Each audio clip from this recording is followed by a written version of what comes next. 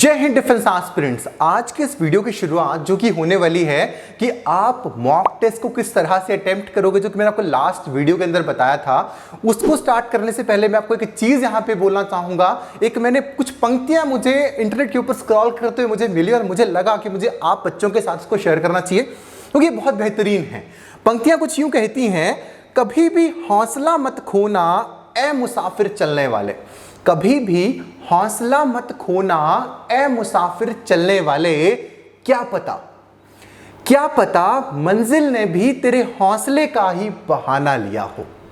एक बार में समझ बहुत कम को आता है, अगर तुम्हें आ गया बहुत बढ़िया, नहीं आया फिर से सुनो, तब तक सुनो जब तक तुम्हें समझ में नहीं आ जाता, तब तक मैं इस वीडियो को स्टार्ट कर रहा हूं। आज हम लोग डिस्कस करने वाले हैं कि आपका जो पेपर है आप उसको किस तरह से अटेम्प्ट करोगे। पिछले वीडियो में मैंने कहा था कि भाई सब बच्चों के लिए हम दे रहे हैं फ्री ऑफ कॉस्ट एमएनएस की सीबीटी की टेस्ट सीरीज, जहां पे आपके 4 पेपर होने वाले हैं और 4 के 4 जो होंगे फुल सिलेबस मॉक टेस्ट होने वाले हैं बेटा। और वो आपके हर एक पेपर के अंदर आपके 40 क्वेश्चन होंगे और हर एक पेपर के अंदर जो मार्क्स होंगे वो 80 मार्क्स होंगे और आपका जो टाइम होगा वो होगा बेटा 30 मिनट का। मैंने आपको ये चीज समझा दी थी और आप बच्चों ने बहुत अच्छा रिस्पांस दिया और बहुत सारे बच्चों के साथ इसको शेयर किया। और अगर बेटा आपने अभी तक पुराना वीडियो नहीं देखा है और आप इसके ऊपर डायरेक्टली आ गए हो तो आई बटन के ऊपर आपको इसका जो लिंक है वो देखने को मिल जाएगा। आप वहां पर जाके उसको देखिए और इसका जो लिंक है मैं आपको डिस्क्रिप्शन बॉक्स में भी डलवा दूंगा। स्टार्ट करते हैं। अब देखो, मैंने आपको ये कहा था कि हम आपको दे रहे हैं कितने पेपर, आपको बेटा 4 पेपर दे रहे हैं। अब उन 4 पेपरों को आप किस तरह से अटेम्प्ट करोगे। बहुत सारे बच्चों की जो प्रिपरेशन है बहुत अच्छी होगी, बहुतों की अच्छी नहीं होगी और आपकी थोड़ी बहुत अच्छी हो भी सकती है। तो अगर आपकी प्रिपरेशन बहुत अच्छी भी है तब भी आपको अपनी गलतियों को रेक्टिफाई कर कर उस प्रिपरेशन को और भी ज्यादा अच्छा बनाना है। और अगर आप कहीं बीच में स्टक कर रहे हैं तो आपको उस चीज को भी खत्म करना है।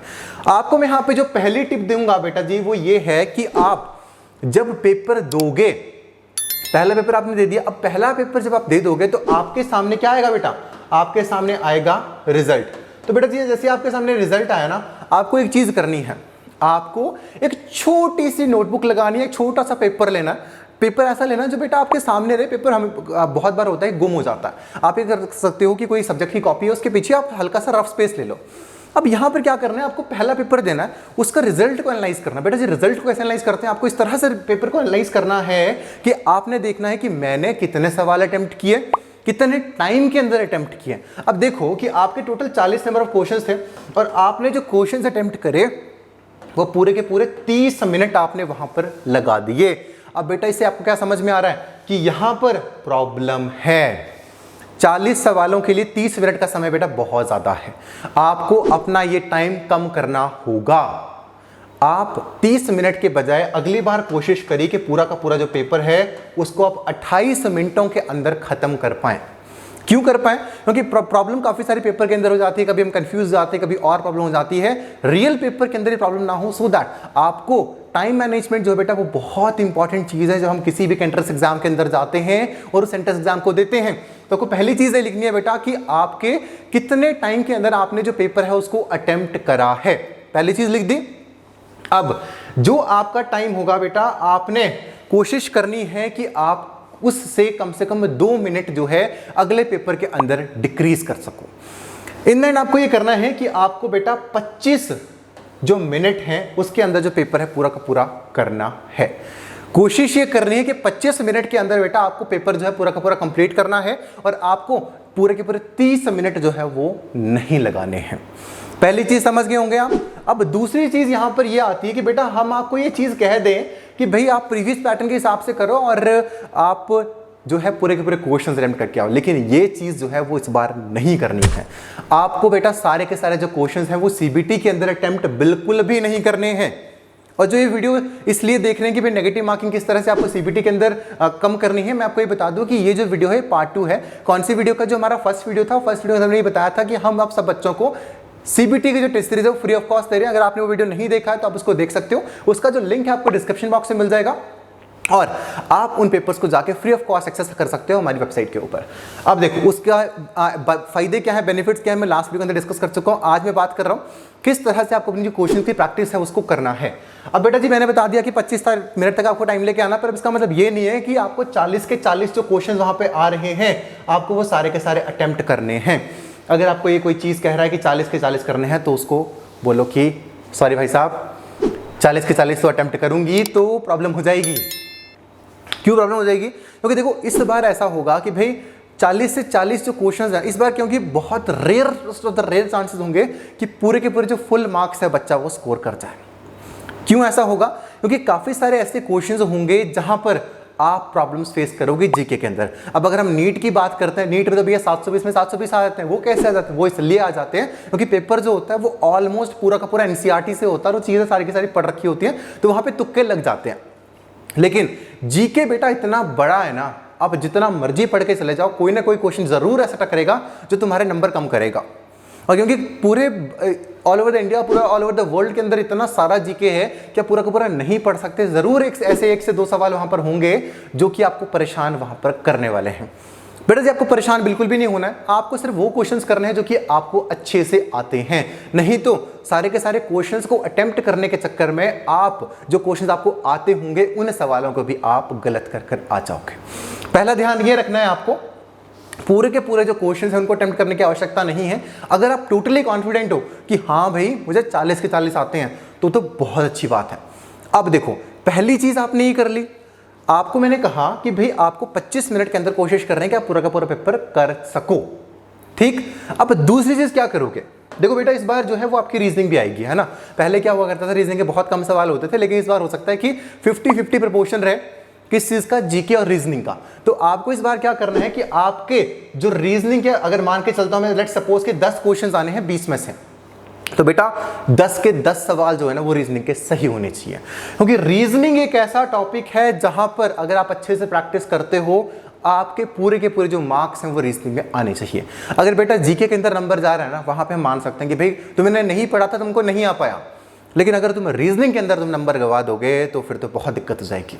रीजनिंग एक ऐसी चीज है जहां पर पूरे के पूरे जो मार्क्स हैं आप स्कोर कर सकते हो, और बहुत सारे ऐसे बच्चों के कंपैरिजन में जिनकी प्रिपरेशन उन्होंने अच्छी नहीं कर रखी है, उनके कंपैरिजन में आप जो एक एक्स्ट्रा एज है वो अपनी तैयारी के अंदर ले सकते हो। तो भैया हमें अब एनालाइज किस तरह से करना है आपको? देखो बेटा एनालाइज इस तरह से करना है कि 10 क्वेश्चन मान के चलो, हम इस बार मॉक टेस्ट के अंदर ऐसा करेंगे कि भाई 10 जो क्वेश्चन है बेटा वो हम डाल रहे होंगे रीजनिंग के और 10 डालेंगे जीके के, ठीक है।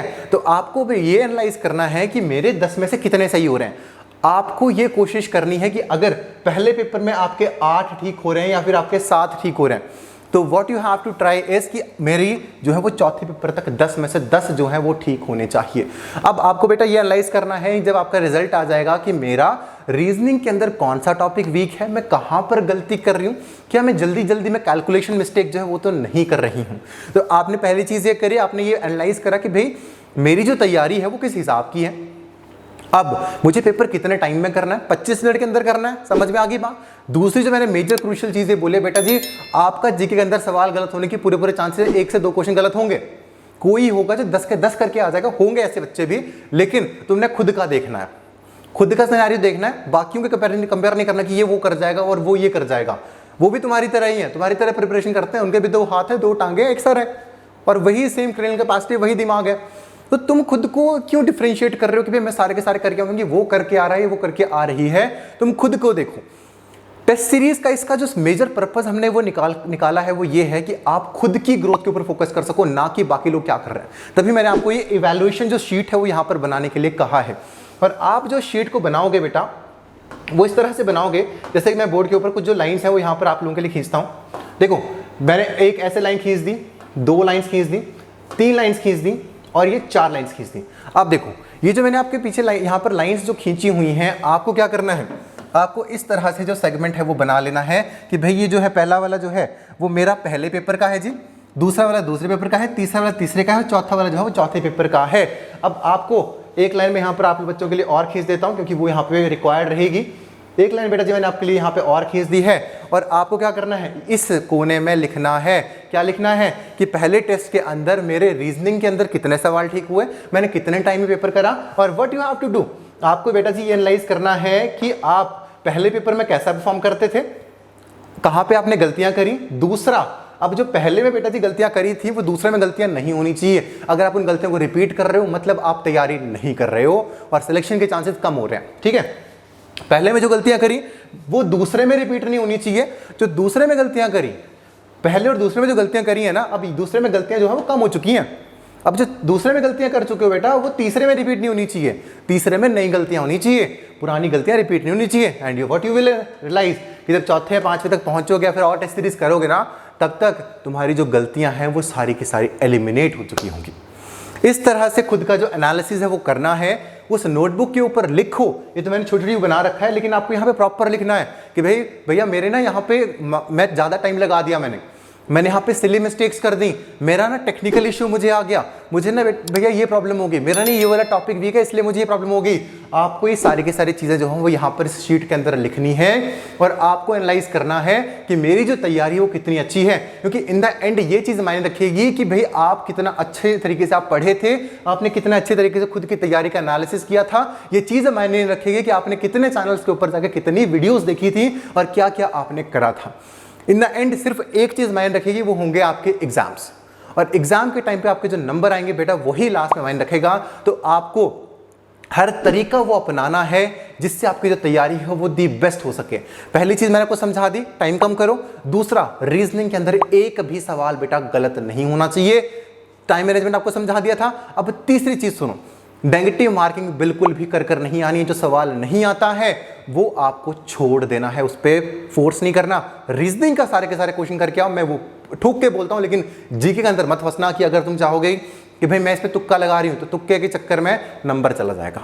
और नंबर ज़्यादा लेके आने, कम नहीं करने, है ना। जो क्वेश्चन तुम्हारे आए होंगे और वो तुमने बाद में वो भी गलत कर दिए, तो वो प्रॉब्लम जो वहां पर नहीं होनी चाहिए। तो पहली चीज़ ये लिखना शीट के ऊपर कि भाई मेरे जो कितने जो टाइम है मैंने पहले पेपर में लगाया। दूसरी चीज़ ये लिखना कि भाई मैंने क्या, देखो मैं इसको एक एज अ सैम्पल मटेरियल आपके सामने यहाँ पे प्रेजेंट करता हूँ। देखो मैं यहाँ पे सिर्फ 2 लाइन्स खींच रहा हूँ सो दैट मैं आपको यहाँ पे प्रॉपरली डेमोन्स्ट्रेट कर सकूँ कि मैं आपको कहना क्या चाह रहा हूँ, है ना। देखो बेटा, पहला आपने ये लिख दिया कि भाई मेरा जो टाइम है वो कितना लगा, है ना। व्हाट वाज द टाइम जो कि मुझे लगा है इस पेपर को सॉल्व करने के लिए। अब दूसरे में आपको ये लिखना है, देखो मैं यहाँ पे सिर्फ लिख रहा हूँ, आपको यहाँ पे टाइम लिखना है एक्चुअल में। और यहाँ पे जो मैंने को चौथा वाला हिस्सा बताया था उसके सामने ऐसे करके लिखना है। जैसे यहाँ पे टाइम लिखा हुआ है तो मान के चलो भाई अगला वाला कॉलम है, ये टेस्ट नंबर 1 का आप यहाँ पे लिख रहे हो, तो अब लिख दिया आपने टाइम जो है वो 25 मिनट मुझे यहाँ पे लगे, मुझे यहाँ पे हो सकता है 28 मिनट लगे। अब ये 2 है, यहाँ पे मुझे जी 22 मिनट लगे। अपना टाइम कम करना है और एक्यूरेसी को बढ़ाना है। Accuracy you have to increase, time you have to decrease, ठीक है। एक्यूरेसी इंक्रीज, टाइम डिक्रीज, ये चीज करनी है। इनवर्स रिलेशन बनाना दोनों के बीच में। टाइम जो है आपका should be inversely proportional to accuracy, है ना। एक्यूरेसी तुम्हारी जितनी ज्यादा बढ़ेगी उस हिसाब से तुमने जो टाइम है उसको कम करना है। इनवर्स रिलेशन भी नहीं बोलेंगे, लेकिन तुम्हें ये करना है कि टाइम को कम करना है, टाइम को कम करके एक्यूरेसी को बढ़ाना है। तो अब ये चीज आपने कर ली। अब दूसरा चीज एनालाइज ये करना है शीट के अंदर कि आपके जो रीजनिंग के नंबर है बेटा वो कितने आ रहे हैं। तो दूसरी चीज होगी जी रीजनिंग, है ना, कि आपको रीजनिंग के अंदर हैंड राइटिंग के लिए सॉरी बट रीजनिंग के अंदर आपके जो बेटा कितने मार्क्स हैं वो आ रहे हैं। अब 10 नंबर की रीजनिंग आई थी, you have to analyse. Paper तुम्हें देखना है पूरा, ऐसे नहीं कि भाई मुंह छुपा के भाग गए कि भाई मेरे तो इतने नंबर आ रहे हैं, वो चीज़ नहीं करनी है। What you have to do, you have to analyse the whole paper कि भाई रीजनिंग कितने सवाल आए थे, मेरे इतने गलत हुए हैं। You have to look over the topics कि भाई कहाँ से गलत हुए हैं, वो चीज़ एनालाइज करो और तुम्हें पता लग जाएगा कि रीजनिंग के अंदर क्या क्या हुआ है। अगला बेटा जी ये करना है कि भाई मेरा नेगेटिव कितना गया, है ना, मेरे जो नेगेटिव मार्क्स हैं वो यहाँ पर कितने गए हैं। अब देखो आपको क्या करना है, आपको कम से कम नेगेटिव मार्क्स गंवाने हैं, क्योंकि अगर आप नेगेटिव मार्क्स गंवा देते हैं तो आपको बहुत प्रॉब्लम हो जाएगा। इस चीज़ के ऊपर आपको प्रॉब्लम हो जाएगा कि आपके जो क्वेश्चन सही थे आप उनके मार्क्स भी गंवा दोगे। अगली चीज़ करनी है, इतना कर लिया आपने, नेगेटिव मार्किंग को सारे के सारे को टैकल कर लिया। अगला लिखने के भी मेरे को कोई टेक्निकल इशू तो नहीं आया है। अगर टेक्निकल इशू आया है then you have to check this. अगली बार जो टेक्निकल इशू है वो आपका यहाँ पर नहीं आना चाहिए। तो ये चीज़ जो है वो भी आपको इस शीट के अंदर करनी है। तो अगर ये सारी की सारी चीज़ अगर आप अपनी शीट के अंदर करेंगे and in the end you have to write your marks. बेटा जी लास्ट पे ऊपर आपको क्या लिखना है, you have to write your marks कि आपके जो नंबर हैं वो लास्ट में कितने आए हैं, क्योंकि वही एक जो चीज़ है वो वहाँ पर मैटर करने वाली है कि आपके जो नंबर हैं वो कितने आए हुए हैं। लास्ट के अंदर अपने मार्क्स लिखो और मार्क्स जब आप लिख दोगे तो अगले पेपर के अंदर कोशिश करनी है कि उनको बढ़ाओ। 5 नंबर से हर पेपर, 5 से 10 नंबर से हर पेपर के अंदर मार्क्स बढ़ाने। ये नहीं देखना कि भाई मेरा जो रैंक है वो इतना आ रहा है, मेरा इतना 1000 रैंक आ रहा है, मेरा इतना थाउजेंड्स में रैंक आ रहा है या 100 में मेरा इतना रैंक आ रहा है। You just have to analyse this thing कि मेरे इतने नंबर आए थे और अगले पेपर में मैंने इतने नंबर इंप्रूव करे। बेटा वही मेजर चीज़ है, किसी से आपको कंपैरिजन नहीं करना। You just have to look upon yourself कि मैं कहाँ स्टैंड कर रही हूँ और मेरे कंपैरिजन में मैं जो है वो और कितना ज़्यादा बेटर कर सकती हूँ। खुद को बेहतरीन बनाने के लिए ध्यान दीजिए, अपनी तैयारी के ऊपर फोकस करते रहिए। और हमारा जो CBT का जो बैच है वो बहुत जल्द एक नया बैच स्टार्ट होने वाला है। अगर आप उसके अंदर भी एनरोल करना चाहते हैं तो उसके अंदर भी एनरोल कर सकते हो। अगर आप एनरोल नहीं भी करना चाहते नो इश्यूज एट ऑल, लेकिन आप टेस्ट सीरीज मैं आपको रिकमेंड करूंगा, फ्री ऑफ कॉस्ट है, आप उसको जाकर दीजिए, है ना। और अपने स्कोर्स को एनालाइज करिए। इस तरह से अगर आप एनालिसिस करेंगे तो डेफिनेटली आपका जो बेटा जो सिलेक्शन है वो होगा और आप ही वो बच्चे होंगे जो इस बार जो सिलेक्शन है वो लेकर जाओगे। मिलूंगा आप लोगों के साथ नेक्स्ट वीडियो, तब तक अपना ध्यान रखिए, पढ़ाई करते रहिए। जय हिंद, जय भारत।